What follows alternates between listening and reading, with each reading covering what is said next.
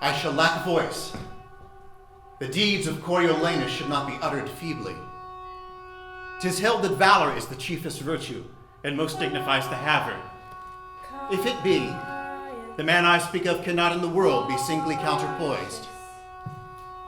At 16 years, when Tarquin made a head for Martius, he fought beyond the mark of others. So men obeyed. At that day's and speech, fell when he might not have below been the he nothing. proved just Nothing. Proud. The warlike service Ensemble has done. He is the devil traitor! He doesn't even need What is He's left? an enemy to his people and his country. It shall be so. But He's doing his duty and he does it well. his sword, Stop. devil's hand, Great victory with It shall be so! Shall be so!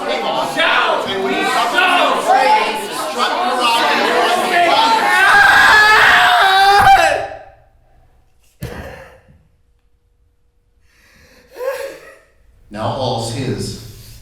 When by and by the din of war again pierced his ready sense, then straight his doubled spirit re-quickened what in flesh was fatigue, and came he to the battle. Until we called both field and city ours, he never stood to ease his breast with panting.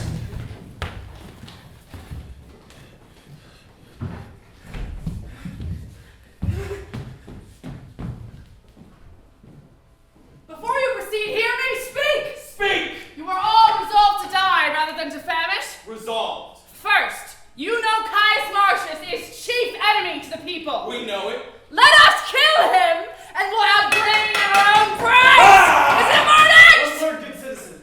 You would proceed especially against Caius Martius? Against him first. He's a very dog to the commonality! Consider you what services he has done for his country. Very well. And could be content to give him good report for it, but that he pays himself with being proud. Nay, but speak not maliciously. What I say unto you, what he hath done famously, he did to that end. Though soft-conscious men can be content to say it was for his country, he did it to please his mother and to be proud! What shouts are these? The other side of the city is risen. I stay with proud here in the capital! Come! Who comes here? Worthy Menenius Agrippa, one that hath always loved the people. What work, my countrymen in hand? Where go you with bats and clubs? The matter, speak, I pray you. Our business is not unknown to the Senate. They say poor suitors have strong breaths. They shall know we have strong arms, too. I tell thee, friends, most charitable care have the patricians of you, and you slander the helms of the state, who care for you like fathers when you curse them as enemies. Care for us? They never cared for us yet. Suffer us to finish, and their storehouses crammed with grain. Repeal daily any wholesome act established against the rich, and provide more piercing statutes daily to chain up and restrain the poor. I shall tell thee a pretty tale. It may be you have heard it, but since it serves my purpose, I will venture to stale it a little more. Well, sir, I'll hear it, but do not think to fob off our disgrace with a tale. There once was a time when all the body's parts rebelled against the belly, and thus accused it that only like a gulf it did remain in the midst of the body, idle and unactive, still covered in the viand, never bearing like labor with the rest, whereas the other instruments did see and hear, devise, instruct, walk, feel, and mutually participate, did minister unto the appetite and affection common to the whole body. The belly answered. Well, sir, what answer made the belly? I will tell you. With kind of a smile, for look you, I can make the belly smile as well as speak. What? I will tell you. You're long about it. Note me this, good friend. Your most grave belly was deliberate, not rash like its accusers, and thus replied. True it is, my incorporate friends, that I do receive the general food at first, which you do live upon. And fit it is, because I am the storehouse and the shop of the whole body.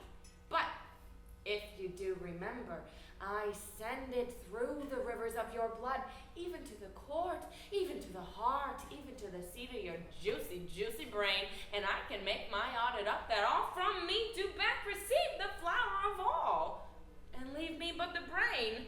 What say you to it? Well, sir, it was an answer. How apply you this?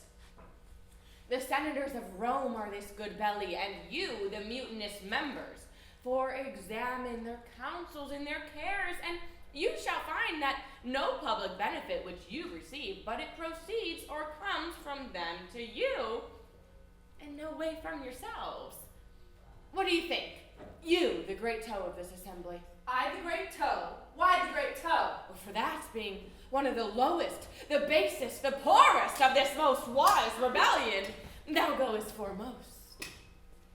Hail, noble Martius! Thanks.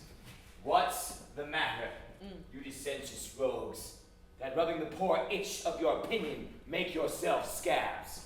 We have ever your good word. He that will give good words to thee will flatter beneath the pouring. What would you have, you curs, that like neither peace nor war? The one affrights you, the other makes you proud. He that trusts to you, where he shall find you lions, finds you hares. Where foxes, geese you are. Who deserves greatness, deserves your hate. Hang ye, trust ye. With every minute you change your mind, call him noble that was once your hate, him vile that was once your garland. What's the matter? What's their seeking? For corn at their own rates, whereof they say the city is well stored. Hang, they say. They'll sit beside the fire and presume to know what's done in the capital, whose lights arise, who thrives and who declines, side factions, giving out conjectural marriages, making parties strong, and feebling such as stand not to their liking below their cobbled shoes. They say there's grain enough. But with the ability to lay aside their roof and let me use my sword. Nay, these are almost thoroughly persuaded. What day's the other truth? They are dissolved, hang them. They said they were hungry and sighed forth proverbs that hunger broke stone walls, that dogs must eat, that meat was made for mouths, and so with these shreds venting their complainings and thus being answered, a petition granted them. This is strange. Go! Get you home, you friends. Where's Caius Martius? Come, Here, what's the matter? Martius, 'tis true that you have lately said, the Volscians are in arms. They have a leader, Tullus Aufidius, that will put you to it. I sin in envying his nobility. Were I anything but what I am, I would wish me only he. You have fought together. We're half the world by the ears, and he upon my party, I'd revolt and make only my wars with him. He is alive, that I am proud to hunt. Then worthy Martius attend upon Cominius to these wars. It is your former promise. It is, sir, and I am constant. Titus Lartius, thou shalt once more see me strike at Tullus's face. What? Art thou stiff? Standest out? No, Caius Martius! I shall lean upon one crutch and fight with the other. Stay behind this business. Oh, true bread! You accompany to the capital. Lead you on. Is ever a man so proud as is this Martius? He has no people. When we were chosen tribunes for the people, Marked you his lips and eyes. nay, but his taunts, Being moved, he will not spare to gird the gods. bemock the modest moon. The present wars devour him. He's grown too proud to be so valiant.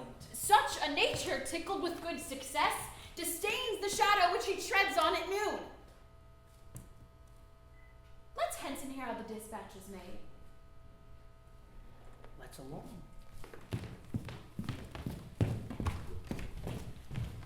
So, your opinion is, Aufidius, that spies of Rome had entered Volscian councils and know how we proceed? Is it not yours?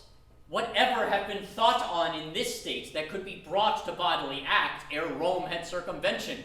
'Tis not 4 days gone since I heard thence. These are the words. You have the letter there. Sir, here it is. They have pressed a power. The famine is great, the people mutinous, and it is rumored Cominius, Martius, your old enemy, who is of Rome worse hated than of you, and Titus Lartius, a most valiant Roman. These 3 lead on this preparation. Whether 'tis bent, most likely 'tis for Coriolanus.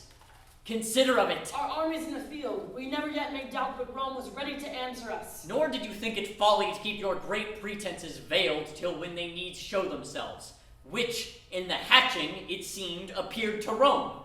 Beseech you, sir, recall my power and fortify your city. Noble Aufidius, let us alone to guard Coriolanus. If they set down before us, for the remove bring your army, but I think you'll find they're not prepared for us. Oh, doubt not that. I speak from certainties. Nay, more. Some parcels of their power are forth already and only hitherward. Recall your power. Coriolanus gives you thanks, noble Aufidius. The gods assist and keep your honors safe. If we and Caius Martius chance to meet, 'tis sworn between us we shall ever strike till one can do no more. I pray you, daughter, sing or express yourself in a more comfortable sort. If my son were my husband, I should freely rejoice in that absence wherein he won honor, than in the embracement of his bed where he would show most love. And when yet he was but tender-bodied and the only son of my womb, when youth with comeliness plucked all gaze his way, when for a day of king's entreaties a mother should not sell him an hour from her beholding, I, considering how honor would become such a person that it was no better than picture-like to hang by the wall if the renown made it not stir, was pleased to let him seek danger where he was like to find fame. To a cruel war I sent him, from whence he returned, his brows bound with oak. I tell thee, daughter, I sprang not more in joy at first hearing he was a man-child, than now, in first seeing he had proved himself a man. But had he died in the business, madam, how then? Then his good report should have been my son. I therein would have found issue. Hear me profess sincerely. Had I a dozen sons, each in my love alike, and none less dear than thine and my good Martius, I had rather had 11 die nobly for their country than one voluptuously surfeit out of action. Madam, the Lady Valeria has come to visit you. Beseech you, give me leave to retire myself. Indeed you shall not. Methinks I hear hither your husband's drum. See him pluck Aufidius down by the hair, as children from a bear the Volsci shunning him. Methinks I hear him stamp thus. Come on, you cowards! You are gotten fear, though you were born in Rome. His bloody brow with his mailed hands. His bloody brow? Oh, Jupiter, no blood. Away, you fool! It more becomes a man than gilt his trophy. Tell Valeria we are fit to bid her welcome. Heavens bless my lord from fell Aufidius. He'll beat Aufidius' head below his knee and tread upon his neck. My ladies! Good day to you. Sweet madam. I am glad to see your ladyship. How do you both? My, you are manifest housekeepers. Ooh, what are you sewing there? A fine spot of good faith. How does your little son? I thank your ladyship well, good madam. He had rather see the swords and hear the drum than look upon his schoolmaster. Oh, he's the father's son, I swear. 'Tis a very pretty boy. I looked upon him Wednesday, half an hour together, and he had such a confirmed countenance. I saw him run after a little butterfly, and when he caught it, he let it go again, then he caught it again, and let it go again, and again, till over he tumbled, or out of his fall enraged him, or how it was. He did but set his teeth into it and tear it. One on's father's moods. Indeed, Law, 'tis a very noble child. Come, lay aside your stitchery. I must have you play the idle housewife with me this afternoon. No, good madam, I will not out of doors. Not out of doors. She shall. Indeed, no. By your patience, I'll not over the threshold till my lord return from the wars. You confine yourself most unreasonably. Come, please, you must go visit the good lady that lies in. I will wish her speedy strength and visit her with my prayers, but I cannot go thither. Why, I pray you? 'Tis not to save labor, nor that I want love. You would be another Penelope. Yet they say all the yarn she spun in Ulysses' absence did but fill Ithaca full of moths. So come, you shall go with us. No, good madam, pardon me, indeed, I must not. In truth, come with me, and I'll tell you excellent news of your husband. Oh, good madam, there can be none yet. Verily, I do not jest with you. News came of him last night. Indeed, madam. In earnest, it's true. I heard a senator speak it. Thus it is, the Volscians have an army forth against whom Cominius the general is gone. With one part of our Roman power, your lord and Titus Lartius are set down before the city of Coriolanus. They doubt nothing prevailing to make it a brief war. And so I pray, Come with us. Give me excuse, good madam. I will obey you in everything hereafter. And let her alone, lady, as she is now. She will but disease our better mirth. In troth, I think she would. Come, good sweet lady. Prithee, Virgilia. No, at a word, good madam. Indeed, I must not. I wish you much mirth. Farewell. I slay but an entire caravan. You slay but one horse. Rather a colossal horse than a colossal ass. Yonder comes news. A wager they will yield. My horse to yours? Is done. Agreed. Say, will the town surrender to our general? The city rams its gates up against the world. So, the good horse is mine. I'll buy him from you. Nay, I will not sell you him, nor give you him. Lend you him I will, for 100 years. Ready the men.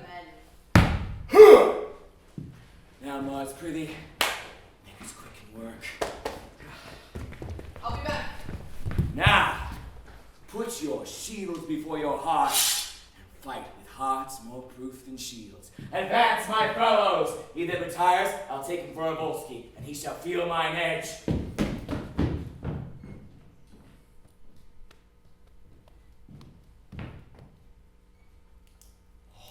Contagion of the South light on you, you shames of Rome! You heard it!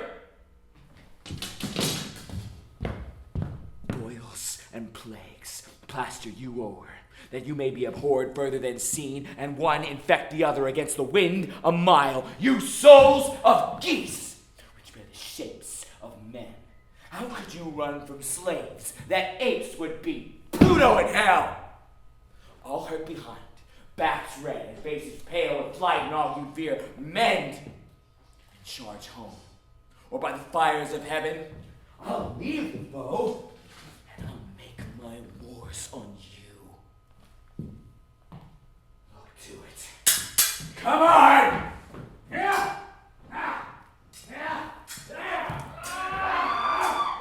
Foolhardiness, not I. Nor I. See, they have shut him in. What has become of Martius? He is himself all alone to answer all the city. He's slain, sir, doubtless. Oh, noble fellow. How sensibly he outdares his senseless sword, and when it bows, stands back up. Martius, thou art lost. A carbuncle entire as big as thou art were not so rich a jewel. Thou wast a soldier, even to Cato's wish. Not fierce and terrible, only in strokes, but with thy grim looks and the thunder-like percussion of thy sounds, thou madest thine enemies shake. The world was feverish and did tremble. Where is Martius? Alone, lost he fights within Coriolanus. Oh, Martius. Such madness is called foolery where it stands against a falling fabric. Hadst thou but breathed, we should have come off like Romans, neither foolish in our stand nor cowardly in retire. Believe me, sirs, we shall be charged again.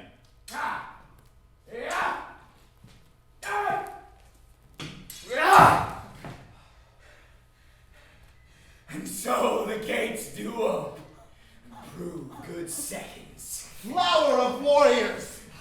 Worthy sir, thou hast been too violent for a second course of fight. Sir, praise me not. My work hath not yet warmed me. The blood I drop is rather physical than harmful to me. To Aufidius thus, I will appear in fight. Though I could wish you conducted to a gentle bath and balm supplied to you, yet dare I never deny your asking.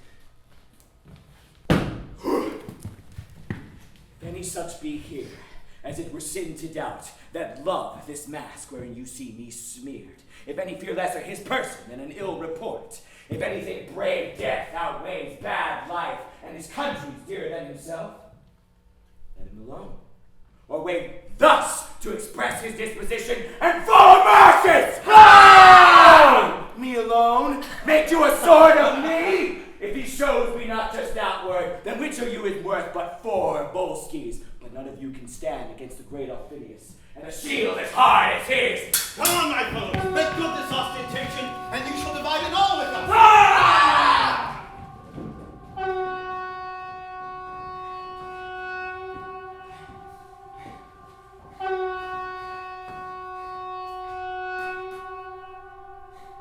I will fight with none but thee, for I do but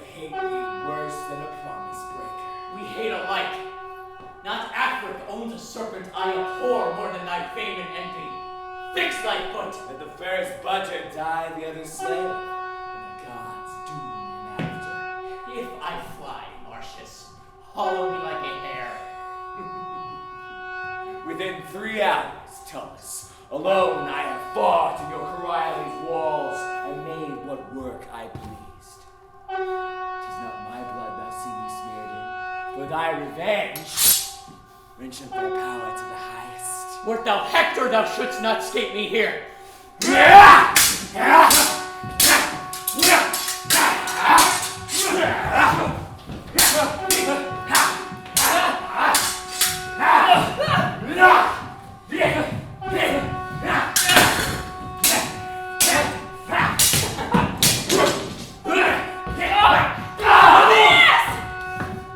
Sheathe your swords!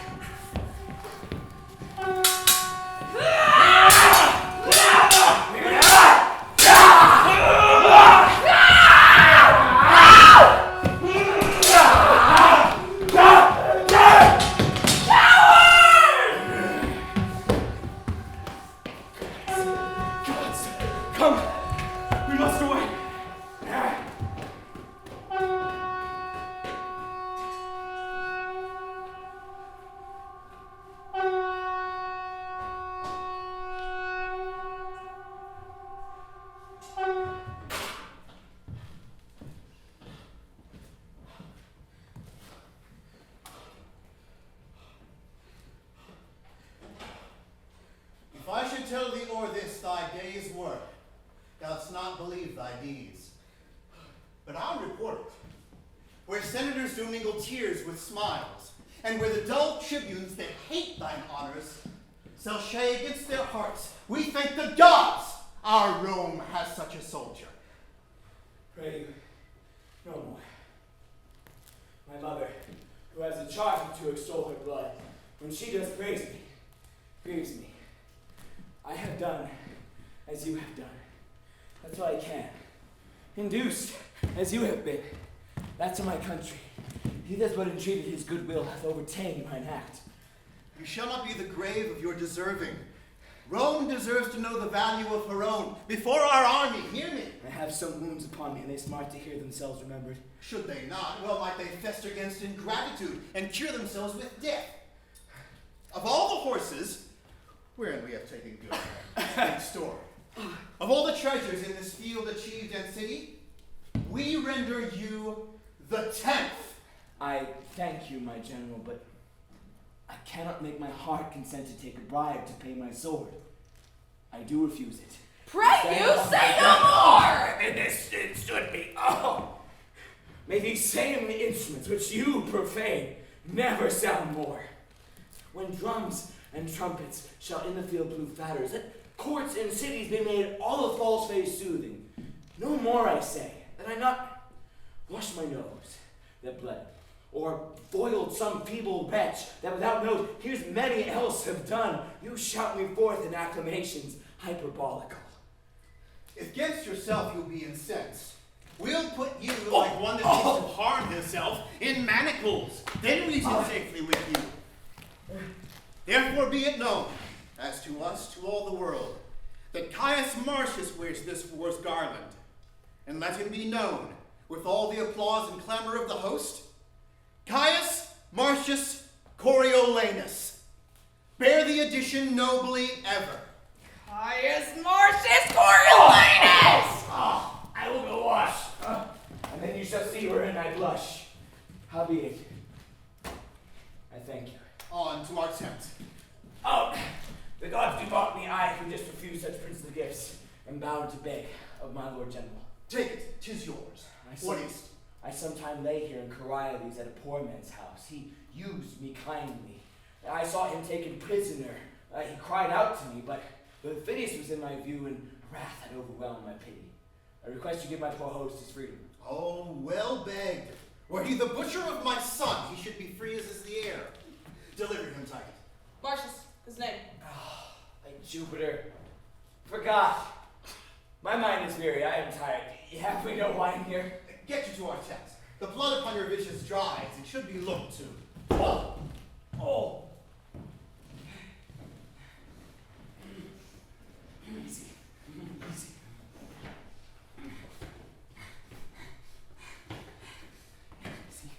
Easy. Here.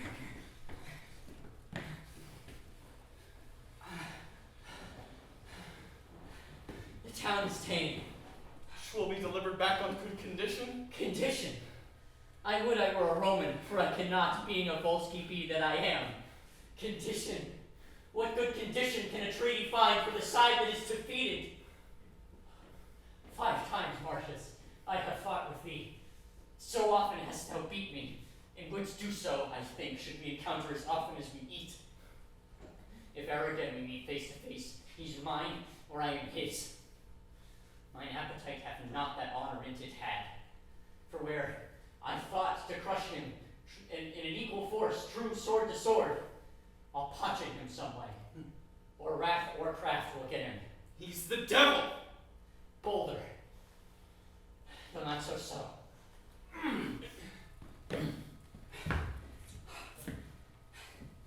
My valor's poisoned. Where'er I find him, in his home, in sanctuary, or in the capital, naked, sick, asleep, nor prayers of priest, nor time of sacrifice shall lift their rotten privilege against my hate to Martius. Wheresoe'er, I would wash my fierce hand in his heart. Go you to the city, learn how 'tis held, and what they are that must be hostages for Rome. Will you not go? I am tended to the cypress grove. I pray you, to south the city mills, bring me word thither how the world goes, that to the pace of it I may spur on my journey. I shall, sir.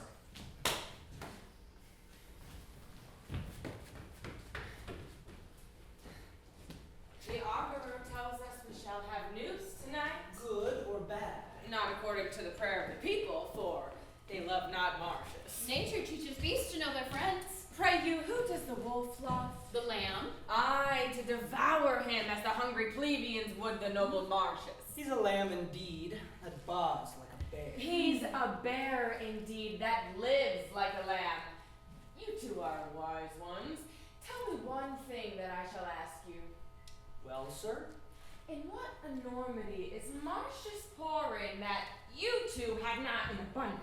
He's poor in no one fault, but stored with all, Especially in pride. and topping all others in boasting. This is strange now. Do you two know how you are censured here in the city? I mean, of us of the right-hand file. Do you? How are we censured? Why are we censured? You talk of pride. We do it not alone, sir. Oh, I know. You can do very little alone, for your helps are many, or else your actions would grow wondrous single. Your abilities are too infant-like for doing much alone. You talk of pride? Oh, that you could turn your eyes towards the napes of your necks and make but an interior survey of your good selves. Oh, that you could. What then, sir? Why then you shall discover a brace of unmeriting, proud, violent, testy magistrates, alias fools as any in Rome. Menenius, you are known well enough too. I am known to be a humorous patrician, one who loves a cup of hot wine with not a drop of alien Tiber in it, hasty and tinder-like upon too trivial motion, one that converses more with the buttock of the night than the forehead of the morning. What I think I utter, and spend my malice in my breath. Tell me, what harm can your blind conspicuities glean out of this character, if I be well known enough to? Come, sir, come. We know you well enough. You know neither me, yourselves, nor anything. You are ambitious for poor knaves' caps and legs. You wear out a good wholesome forenoon in hearing a cause between an orange wife and a faucet seller, and then reform the controversy of 3 pence to a second day of audience. You are a pair of strange ones. Come, come. We know you to be a perfecter gibber at the table and a necessary bencher at the capital. Goody in to your worships. More of your conversation would infect my brain, being the herdsman of the beastly plebeians. I will be bold and take my leave from you. How now, my as fair as noble ladies, and the moon, were she earthly, no nobler. Whither do you follow your eyes so fast? Honorable Menenius, my boy Martius approaches. For the love of Juno, let's go. Martius coming home! Nay, 'tis true. Look, here's a letter from him. The state hath another, his wife another, and I think there's one at home for you. I will make my very house reel tonight. A letter for me. Yes, certain a letter for you. I saw it. A letter for me. Is he not wounded? He was wont to come home wounded. Oh, no. Oh, he is wounded. I thank the gods for it. So do I too, if it be not too much. Brings he victory in his pocket? On's brows. Menenius, he comes the 3rd time home with the oaken garland. Is the Senate possessed of this? Good ladies, let's go. Yes. The Senate has letters from the general wherein he gives my son the whole name of the war. He has done in this action outdone his former deed double. God save your good worships. Martius is coming home. He has more cause to be proud. Where is he wounded? In the shoulder and in the left arm there will be large cicatrices to show the people when he shall stand for his place. He received in the repulsive Tarquin 7 hurts in the body. 1 in the neck and 2 in the thigh. That's 9 that I know. He had for this last expedition 25 wounds upon him. Now it's 27. Every gash in enemy's grave. Hark! The trumpets! These are the ushers of Martius. Before him he carries noise, and behind him he leaves tears. Death, that dark spirit, in his nervy arm doth lie, and being advanced declines, and then men die. Oh. No, Rome, but all alone did Martius fight within Coriolanus' gates, where he hath won, with fame, a name to Caius Martius. These in honor follows Coriolanus. Welcome to Rome, renowned Coriolanus. Welcome to Rome, renowned Coriolanus.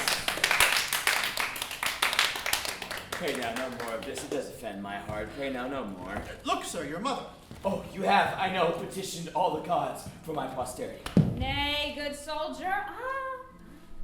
Gentle Martius, worthy Caius, and by deed achieving honor, newly named. Oh, but what is it? Coriolanus, must I call thee? But oh, thy wife.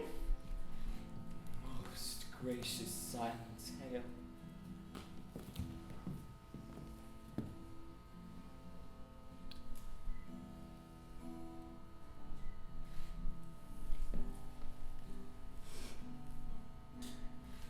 Wouldst thou laughed had I come coffined home, that weepest to see me triumph? Ah, my dear, such eyes the widows in Coriolanus wear, mothers that lack sons. Now the gods crown thee. And live you yet. I know not where to turn. Oh, welcome home, and you're welcome, General, and you're welcome all. 100,000 welcomes.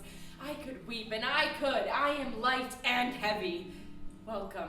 A curse begin at very root on's heart that is not glad to see thee. I have lived to see inherited my very wishes and the buildings of my fancy. Only there's one thing wanting, which I doubt not, but our Rome will cast upon thee. No, my mother, I had rather serve them in my way than sway with them in theirs.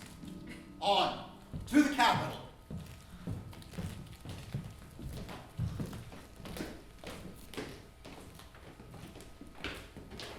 All tongues speak of him, and the bleared sights are spectacled to see him. Such an uproar as if whatsoever God slyly crept into his human powers and given him a graceful posture. On the sudden I warned him consul.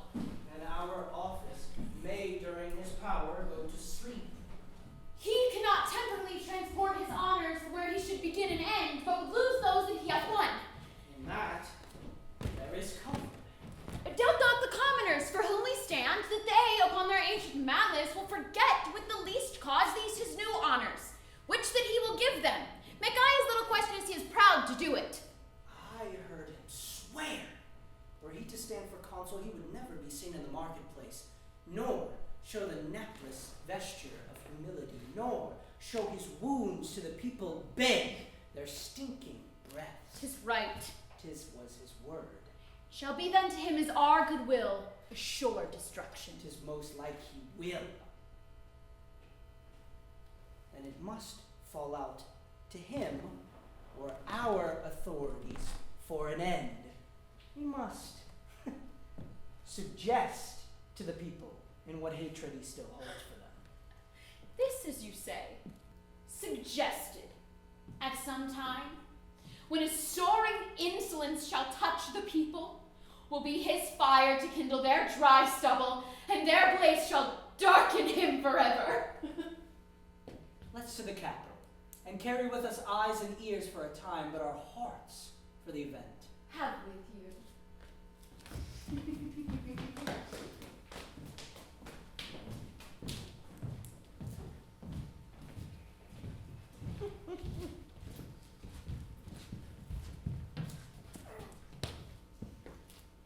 Having determined of the Volscians, it remains as the main point of this our Senate meeting to gratify his noble service that hath stood for his country. Therefore, please you, most reverend and grave elders, to desire the current Consul Cominius to report a little of that worthy work performed by Caius Martius Coriolanus. Speak, good general. Leave nothing out for length. Masters of the people, we do request your kindest ears, and after your loving motion to the common body to yield, what passes here? We both have heart inclinable to honor and advance the theme of our assembly. Which the rather we should be glad to do if he remember a kinder value of the people than where he hath hereto prized them at. That's off. I would you rather have been silent. He loves your people, but tie him not to be their bedfellow. Worthy Cominius, speak. Nay, nay, keep your place. Say, Coriolanus. Your Honor's pardon, I would rather my wounds to heal than hear say how I got them. Oh, sir, I hope my words dispense you not. No, sir, yet oft when blows have made me stay, I fled from words, not stay to have my nothings monster. Proceed, Cominius.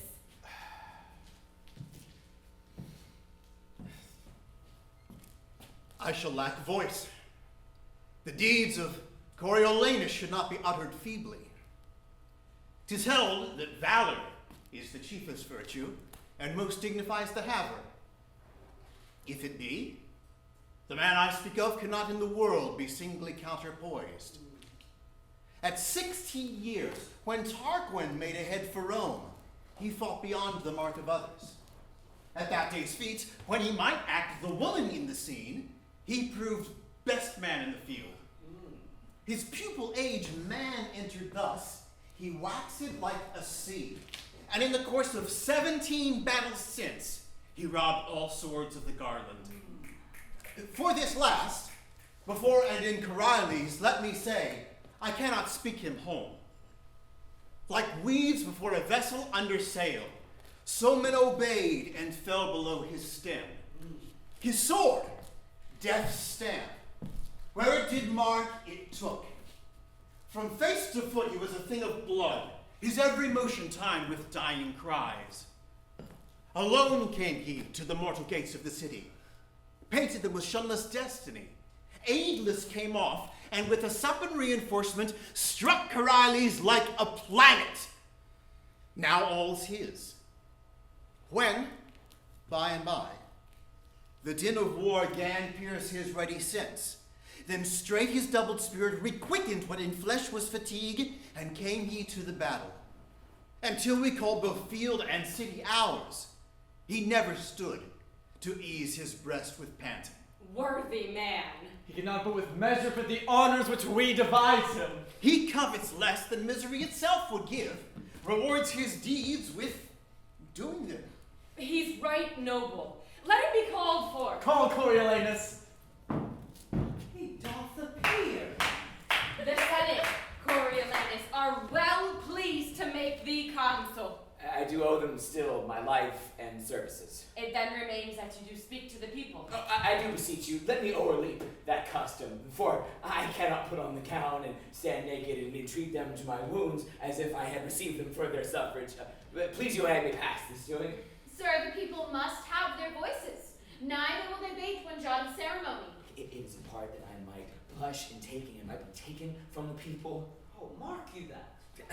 To brag unto them. Thus I did, and thus show them unaching scars which I should hide, as if I had received them for the hire of their breath only. Do not stand upon it. We recommend to you, tribunes of the people, our purpose to them. And to our noble consul wish we all joy and honor. To Coriolanus, come all joy and honor. To Coriolanus, come all joy and honor.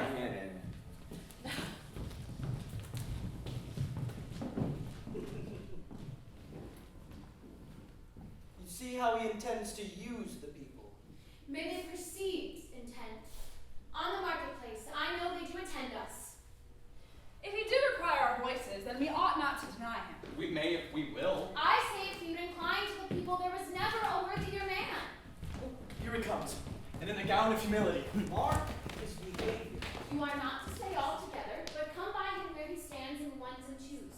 You all have a single honor in giving him your own voices with our own tongues. Contend. What must I say? Plague upon it. I cannot bring my tongue to such an utterance. Look you, sir, my wounds. I did receive them in my country's service, when some certain of your brethren did roar and run at the sound of our own drums. Oh, may the gods, you must not speak of that. You must desire them to think upon you. Think upon me. I would they would forget me. You'll mar all. Pray you, speak to them.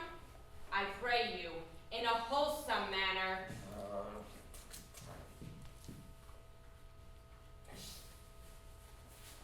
People wash their faces and clean their teeth.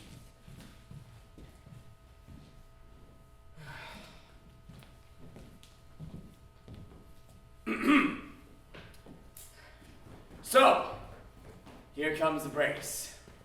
You know, sir, is the cause of my standing here. We do, sir. Tell us what hath brought you to it.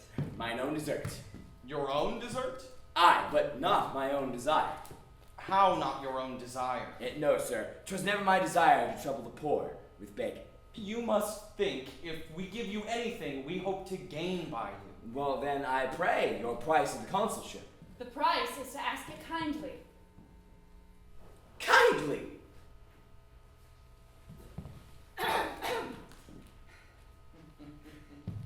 Madam, I pray you let me have it.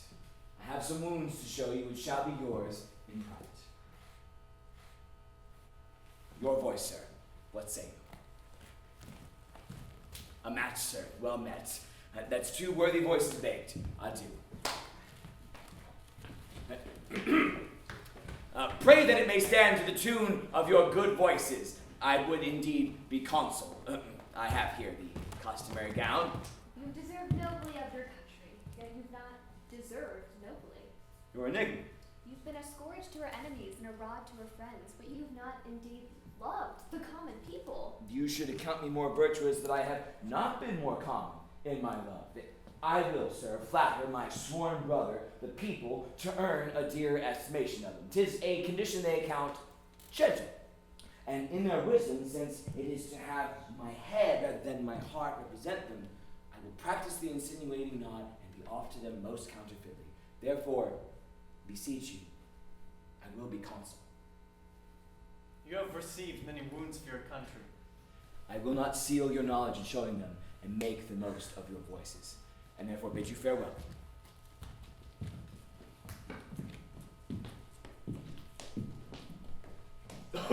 Oh, sweet voices! Oh, better it is to die, better to starve, than to crave the hire of that which we do deserve. Stand I here in this wolfish togue, to beg the hob and dick of their vouches.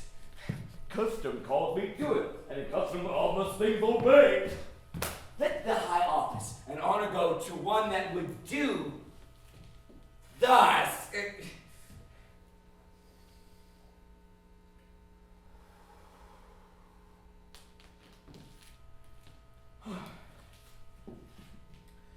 halfway through. The other part's offered. The other part to do. Worthy voices!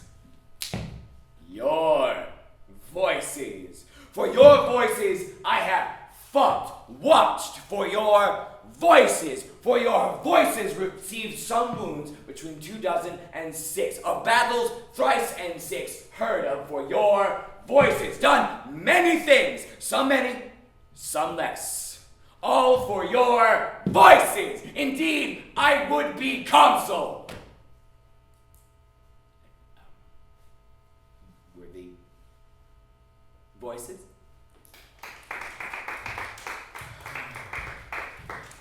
You have stood your limitation, and the tribunes endow you with the people's voice. Is this done?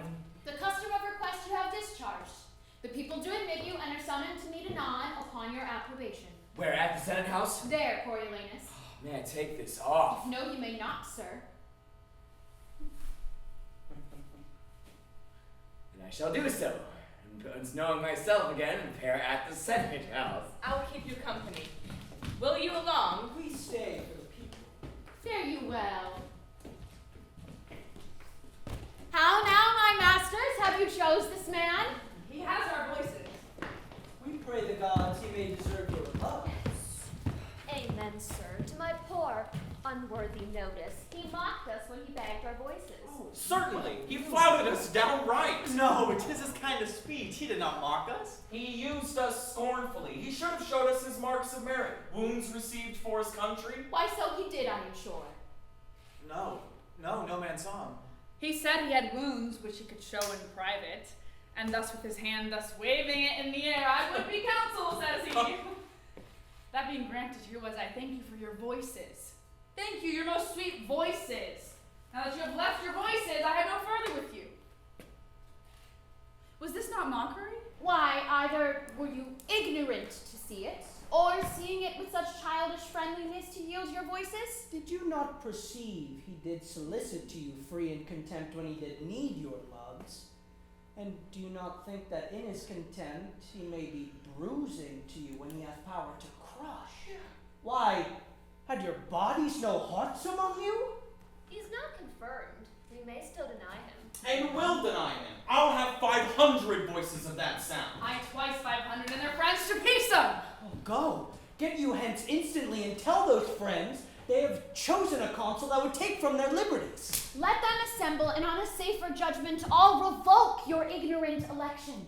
Enforce his pride and his own hate unto you.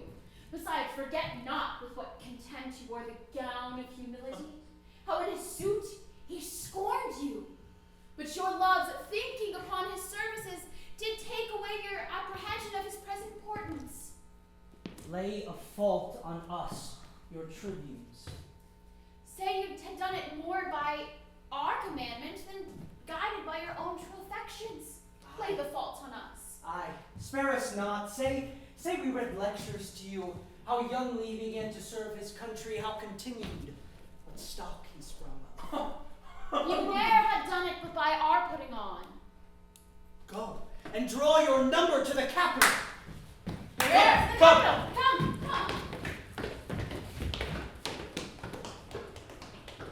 We shall be there before the stream of the people, which shall seem as partly 'tis their own, which we have goaded onward.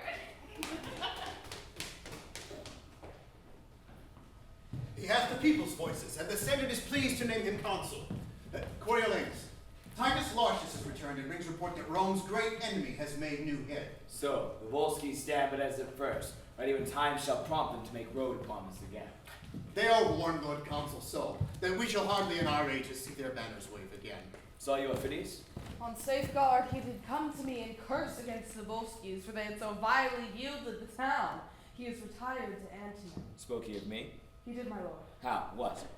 How often he had met you sword to sword.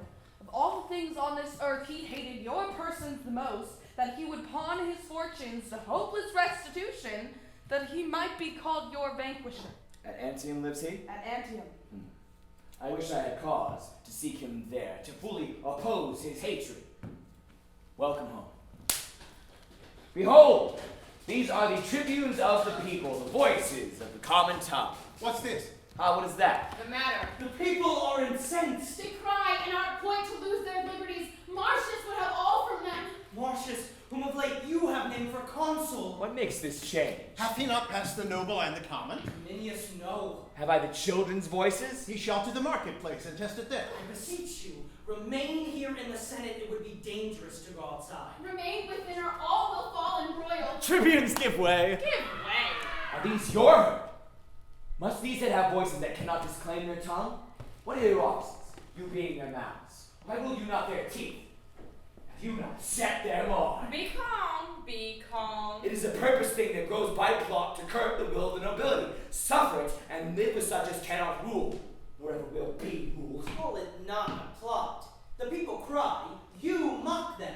And of late, when corn was given gratis, you repined, scandaled the suppliant, called them time-pleasers, flatterers, foes to nobleness. But this was known before. Not to them all.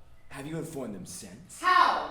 I inform them. You are like to do such business. Let's be calm. The people are abused, set on. This paltering becomes not Rome. Tell me of corn.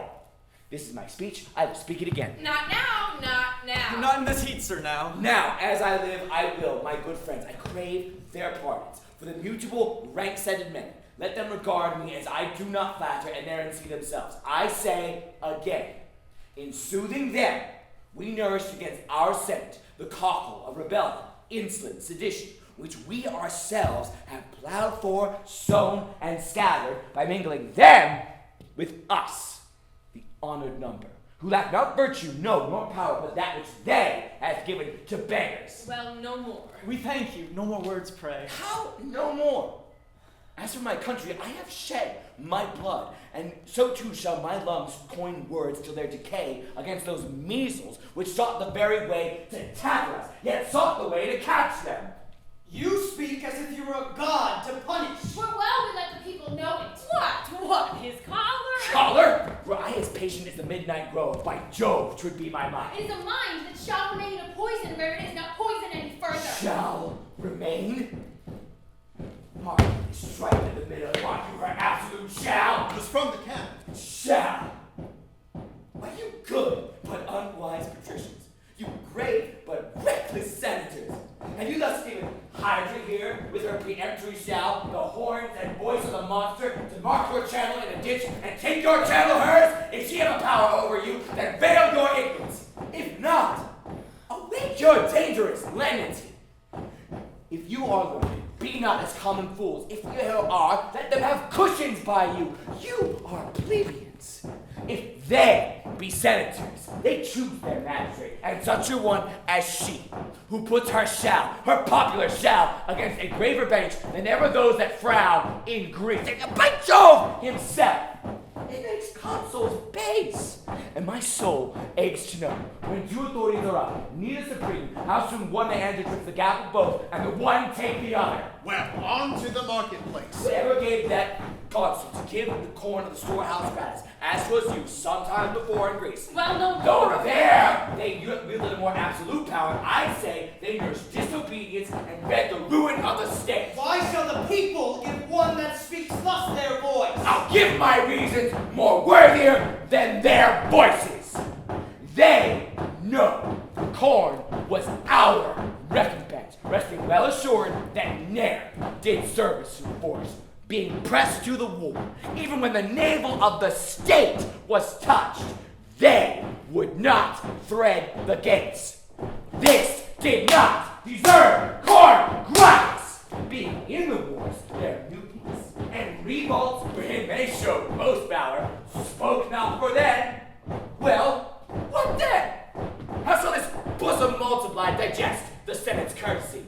Let deeds express what's like to be their words.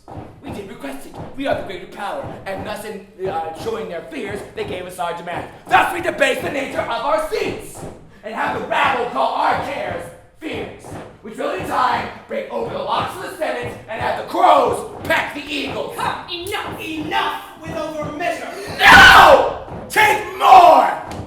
What shall be sworn by both divine and human, shall I end with all. This double worship, wherein one part does disdain with cause, the other insult without all reason, where gentry, title, wisdom cannot live by the yea and no of general necessities, with purpose so barred, it follows that nothing is done to purpose. Therefore beseech you, you that will be less cowardly than wise, that love the fundamental part of the state more than you fear the change on it, and prefer a noble life than that to a law. Pluck out the multitudinous tongue, let them not have the sweet, which is their poison. Your dishonor mangles true judgment and bereaves the state of all the ill it would do for the ill withal to control it. He has said enough. Has spoken like a traitor and shall answer as traitors do. This is a consul. No, let him be apprehended. Hence, you goat. Go, call the people and attach my name as an enemy of the state. Hence, rotten things, or I shall take thy book out of thy garments. Rude, sir, hands off! On both sides, more respect. Obey, we charge thee, and follow to thine answer. This way to kindle, not to quench. To build the city and lay out flat. What is the city but the people? By all we were established, the people's magistrates. This is the way to lay the city flat, and to have the foundation bury the roof withal. This deserves death! Or let us stand to our authority, or let us lose it. We do here pronounce upon the part of the people, in whose power we were elected theirs. Martius is worthy of present death. Therefore lay hold of him, bear him to the rock Tarpeian, and from thence into destruction cast him. No, I'll die here. There's some among you that have beheld me fighting. Come, try upon yourselves what you have seen me. Down with that sword, boy, have you lost your wits? Call the citizens! Lay hands upon him. Go, get you to your house, be gone. Stand fast. We have as many friends as enemies. Shall it be put to that? The gods forbid! Tribunes, withdraw a while. He is a viper that would depopulate the city and be every man himself. Be that you seem truly to your country's friends, and pray withdraw. I'll undertake to bring him by and by, where he shall answer by a lawful form. We shall attend you on the marketplace.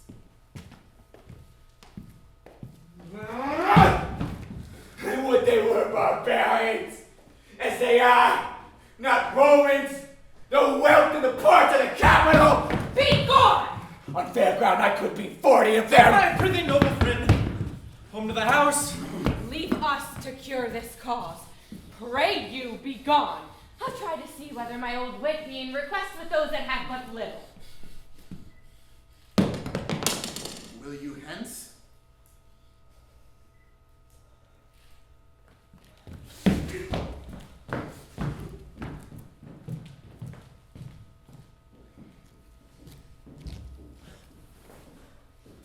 This man has marred his fortune.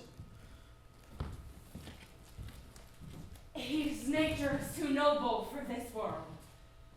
He would not flatter Neptune for his trident, or Jove for his power to thunder.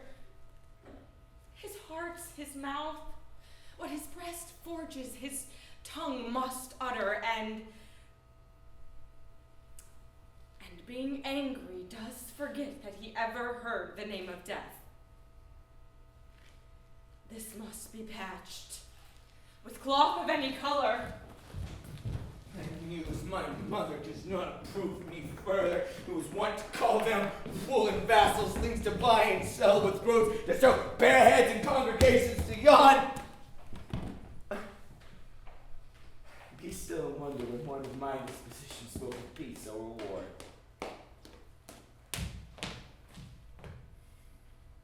I talk of you. Why did you wish me milder?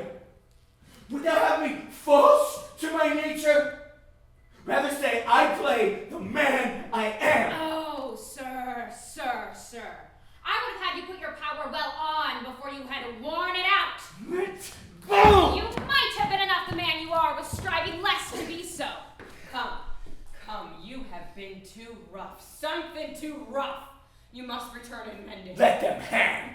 Aye, and burn too. I have a heart as little apt as yours, and yet a brain that leads my use of anger to better vantage. Well said, noble woman. Pray, be counseled.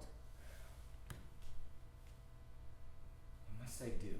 Return to the tribunes. Well, what then? What then? Repent what you have spoke. To them? I cannot do it to the gods, must I also do it to them? You are too absolute. Though therein you can never be too noble, but when extremities speak, I have heard you say, honor and policy, like unsevered friends in the war, do grow together. Grant that, and tell me in peace what each of them by the other lose, that they combine not there. Tush, tush. A good demand. If it be honor in your wars to seem the same, you are not, which for your best ends you adopt your policy. How is it less or worse that it shall hold companionship in peace with honor as in war, since that to both it stands in like request? Why force you this? Because that now it lies on you to speak to the people, not by your own instruction, nor by the matter which your heart prompts you, but with such words that are but rooted in your tongue, though but bastards and syllables of no allowance to your bosom's truth. Now, this no more dishonors you at all than to take in a town with gentle words which else would put you to your fortune and the hazard of much blood. I would disassemble with my nature, wherein my fortune and my friends at stake required I would do so in honor. I am in this, your wife, your son, these senators, the nobles, and you would rather show our general louts how you can frown than spend a fawn upon them for the inheritance of their love and the safeguard of what that want might ruin. Noble woman, come, go with us. Speak fair. You may salve so, not what is dangerous present, but the loss of what is past. I prithee now, my son, go to them with this jacket in thy hand, and thus far, having stretched it, here, be with them, thy knee bussing the stones. For in this business, action is eloquence, and the eyes of the ignorant more learned than the ears.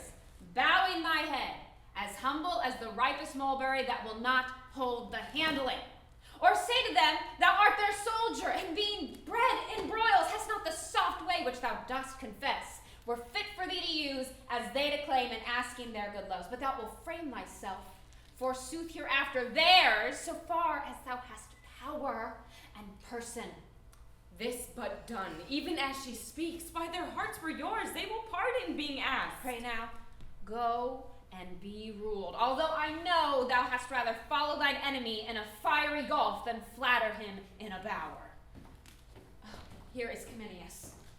I have been in the marketplace, and sir, 'tis fit you make strong party, or defend yourself by calmness or by absence.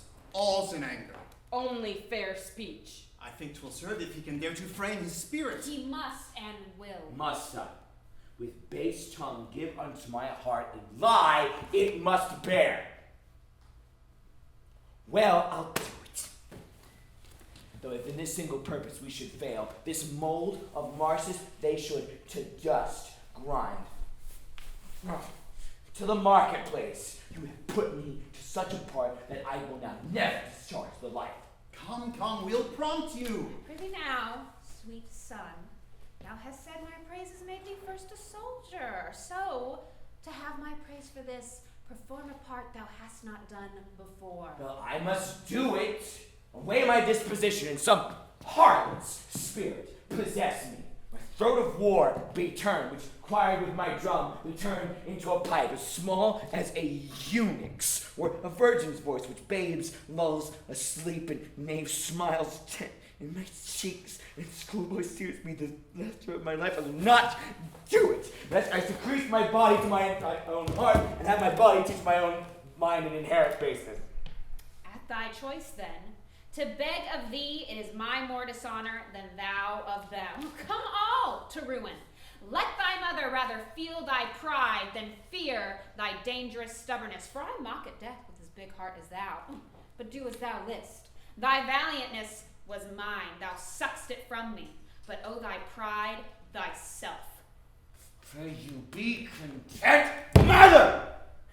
I am going to the marketplace, chide me no more. I'll mountebank their loves, carve their hearts, and come back beloved of all the trades of Rome. I am going to the marketplace. Look, I'm going. I'll come back. I'll come back consul, or trust never what I can do in the way of flattery further. Do your will. Away. The tribunes do attend you. Arm yourself to answer mildly, for they are prepared, as I hear, with accusations more strong than are upon you yet. The word is mildly. Let us go. I will answer in my own honor. Aye, but mildly. Let it be put mildly then. Mildly.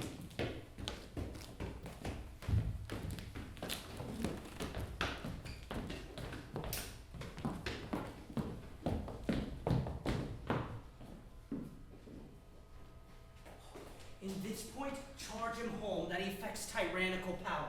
If he evade us there, enforce his envy of the people. Say that the spoils of Coriolanus was never distributed. What? Will he come? He's coming, How will come? but with Menenius and those senators that always favor him. Have you a catalog of all the voices we have procured set down by the poll? I have. 'Tis ready. Have you collected them by tribe? I have. Assemble presently the people hither. When they hear me say, it shall be so in the right and strength of the commons, be it for death, for fine, for banishment, let them, if I say fine, cry fine. If death, cry death. Insisting on the old prerogative and power and the truth of the cause. I shall inform them. Make them be strong and ready for this hint, and we shall have give it them. Go about it. Bring him to color straight. Well, here he comes. Calmly, I do beseech you.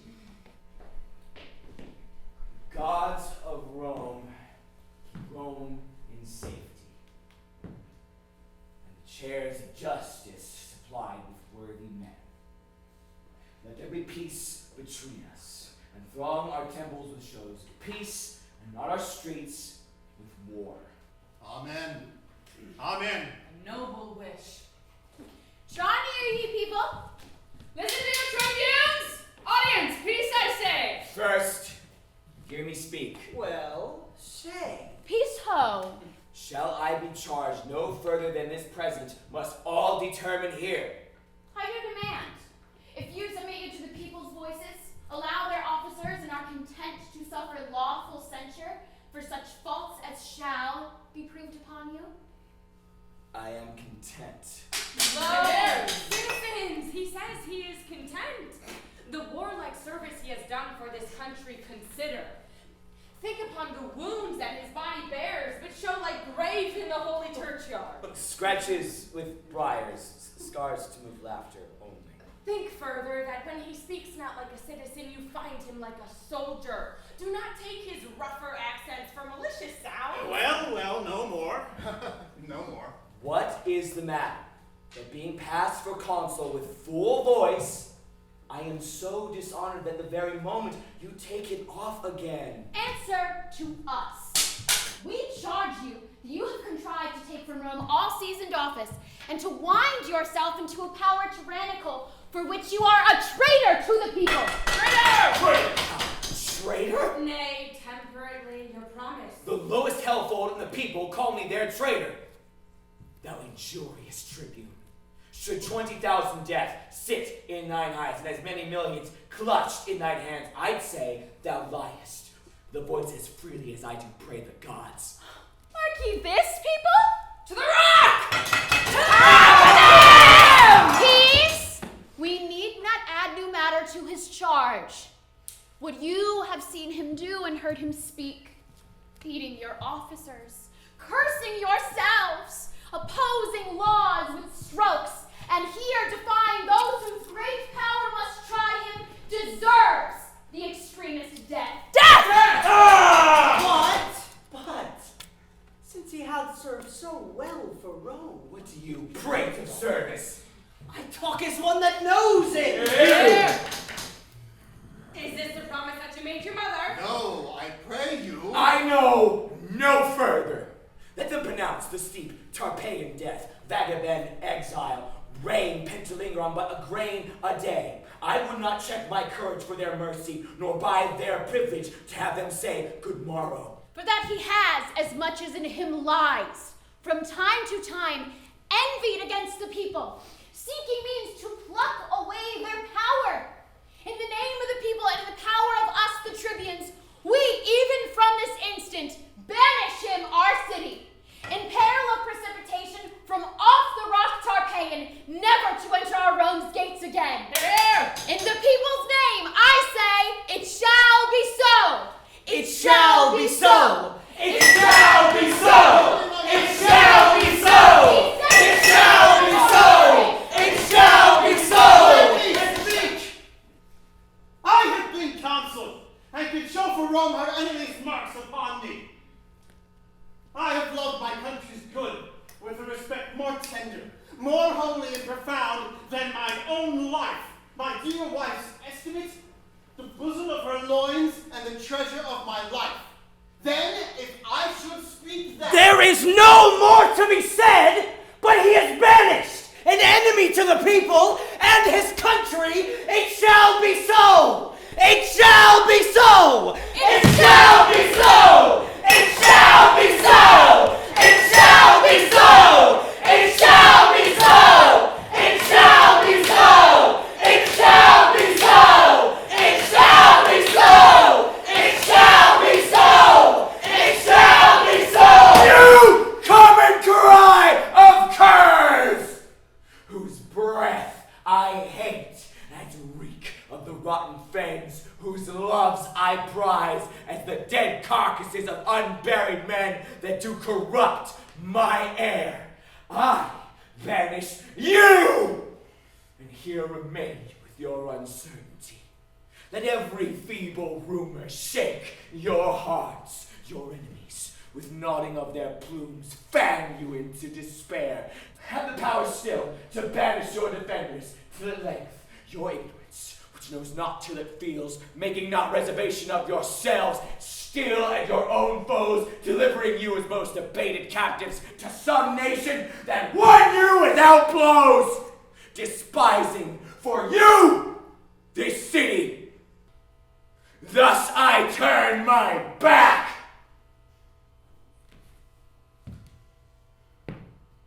There is a world elsewhere.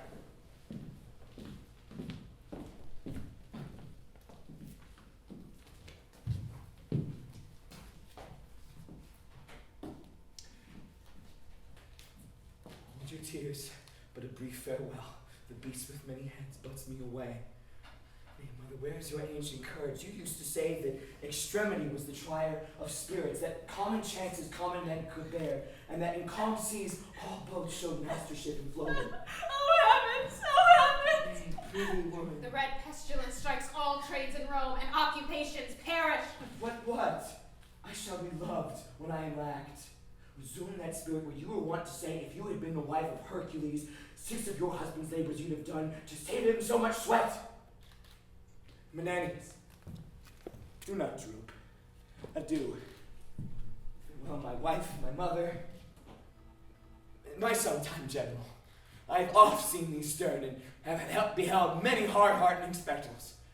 Tell these sad women, 'tis fun to wail inevitable strokes, and 'tis to laugh at them. My mother, you have walked well, my hazards have been your solace. And though I go alone, like to a lonely dragon and his fan, your son will exceed the common, or be caught with cautelous bits and practice. My first son, whither wilt thou go? Take good Cominius with thee a while. Pray thee be content, bid me farewell. My sweet wife, my dearest mother, friends of noble touch, pray you come. For while I remain above ground, thou shalt never hear of me most formally. Give me thy hand.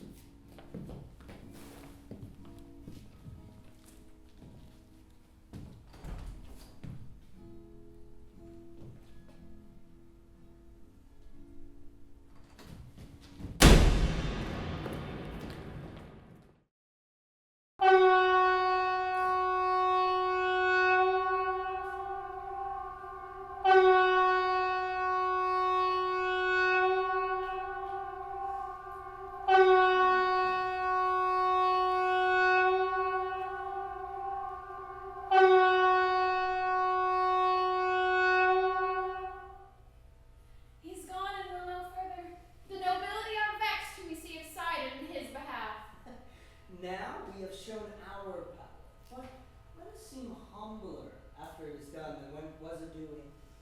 Get them home. Tell them their great enemy is gone, and they stand in their ancient strength. Here comes his mother. Let's not meet her. Why? They say she's mad. They've taken note of us. Keep on your way. Oh, you're well met. The hoarded plague of the gods requite your love. Peace, peace, be not so loud. If that I could for weeping you should hear. Nay, and you shall hear some. Will you be gone? You shall stay too. Would I had the power to say so to my husband? Are you mankind? More noble blows than ever thou wise words, and for Rome's good. I tell thee what. Yet go.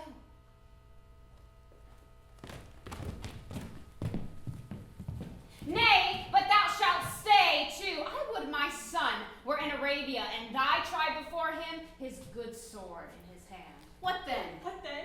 He'd make an end of thy posterity. Bastards and all, good man, the wounds that he does bear for Rome. Come, peace. How would you he had continued to his country as he began, and not admit himself the noble knot he made? I would he had. I would he had. 'Twas you incensed the rabble. Pray, let us go. Now pray, sir, get you gone. You have done a grave deed. Ere you go, hear this. As far as doth the capital exceed the meanest house in Rome, so far my son, this woman's husband here, this, do you see, whom you have banished, does exceed you all. Well. We'll leave you. Why stay we to be baited by one that wants her with? Take my prayers with you! I will the gods have nothing else to do but to confirm my curses! Could I mean them but once a day, it would unclog my heart of what lies heavy to it. Well, you have told him home, and by my troth, you have cause. You'll sup with me? Anger's my meat. I sup upon myself, and so shall starve with feeding. Come, let us go. Leave this faint pulling and lament as I do, in anger, Juno-like. Come. Fie.